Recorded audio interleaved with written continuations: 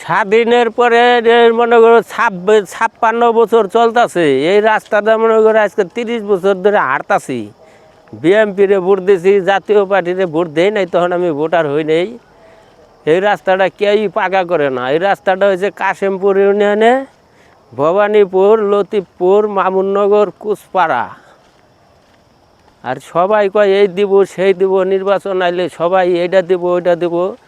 নির্বাচন হওয়ার পরে আর কাউরে দেখাই যায় না। কে এই নেতারা এটা কয়ে পারে না যে এই বাংলাদেশের প্রতিটা ঘরে একটা লোক সরকারি চাকরি পাইব, প্রতিটা লোকই একটা সরকারি চাকরি পাইব, এটা কয়ে পারে না।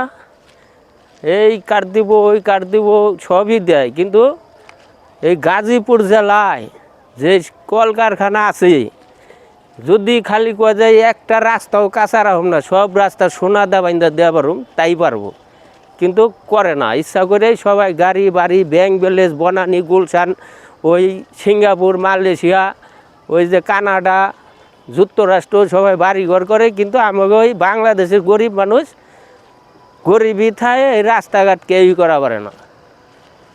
সংসদে যারা যায় দয়া কইরা গাজীপুর জেলায় প্রতি 1 কিলোর ভিতরে একটা করে টয়লেট, আর গাজীপুর জেলায় সব রাস্তা পাকা হবে।